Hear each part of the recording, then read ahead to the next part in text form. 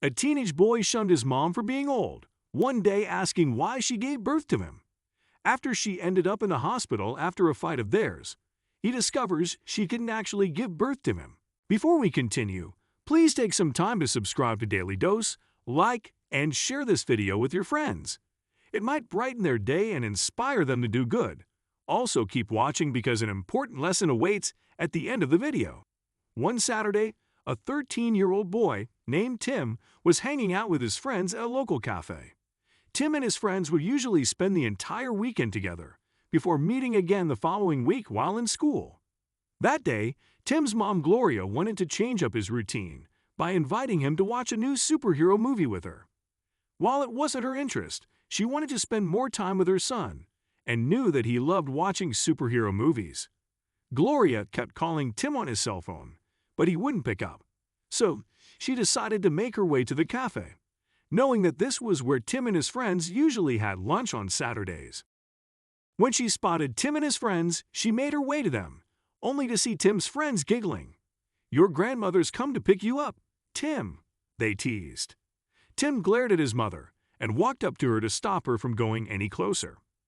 "What are you doing here?" he scolded her. "You're embarrassing me in front of my friends."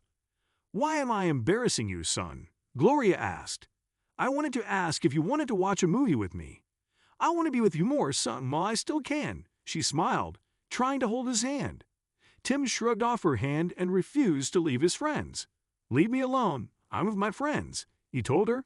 "Please leave before more people notice you."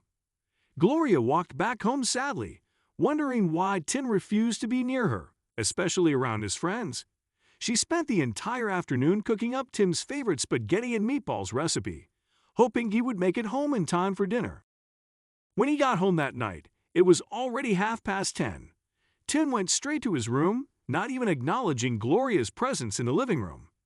She followed him to his room and knocked on the door. "I waited for you," she told him. "I made your favorite spaghetti and meatballs. Do you want some?" she asked him.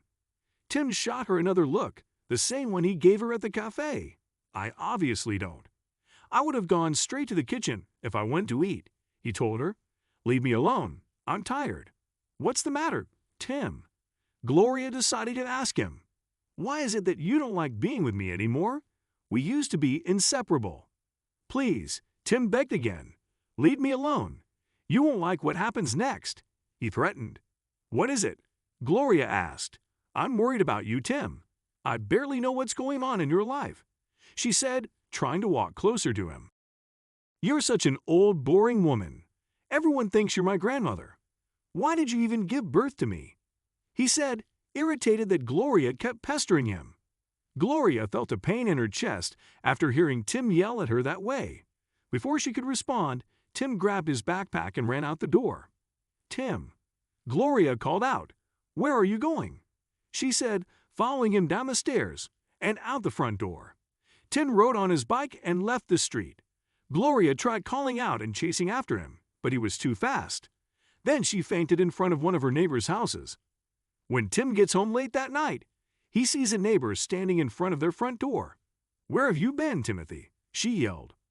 "Your mom wanted so badly not to tell you, but I think you deserve to know the truth, especially after what you've been putting her through," his neighbor told him.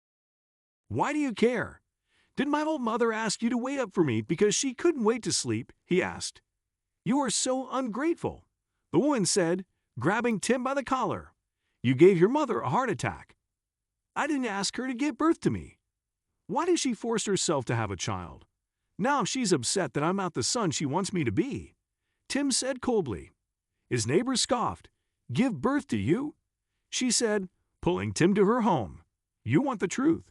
I'll give you the truth so you stop talking rudely about your mother." When they got there, she handed him a folder with documents regarding Tim's adoption and treatment. "Your mom wanted so badly not to tell you, but I think you deserve to know the truth, especially after what you've been putting her through," his neighbor told him. Tim read through the papers and sought his adoption papers, as well as the diagnosis of his cardiac disease. Gloria had put out a loan on her house to pay for his surgery and nursed him to life.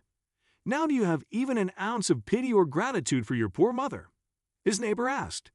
"She's done everything for you, and you've been absolutely horrible to her." Tim could feel the tears streaming down his face.